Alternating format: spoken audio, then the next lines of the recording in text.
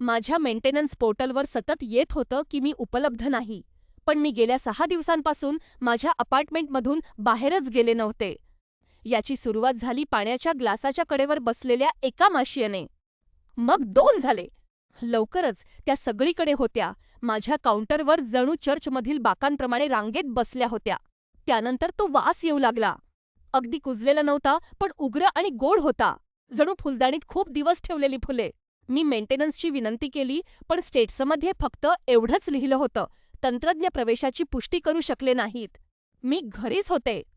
मी संपूर्ण वेळ घरीच होते. मी माझ्या आईला फोन करण्याचा प्रयत्न केला, पण कॉल लागत नव्हता. मी माझ्या सहकाऱ्यांना मेसेज करण्याचा प्रयत्न केला, पण सेंड बटन दाबताच ते मेसेज गायब झाले. मग माझ्या लक्षात आलं की माझ्या गालावर एक निळा डाग आहे. मी तिथे दाबून पाहिलं, पण मला काहीच दुखलं नाही. मला काहीच जाणवलं नाही.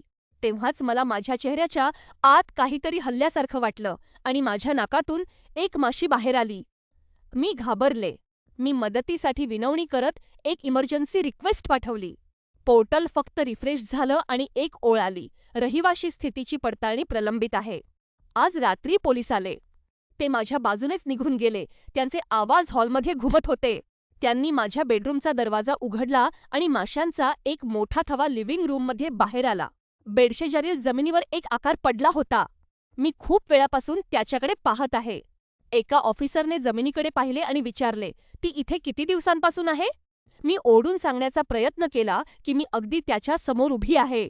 मी त्याला सांगण्याचा प्रयत्न केला की मी संपूर्ण आठवडा इथेच होते. पण माझ्या घशातून फक्त एक कोरडा पोकळ आवाज आला. मला माहित नाही की कोणी माझ्याकडे का पाहत नाहीये. कोणी माझ्याशी बोलत का नाहीये?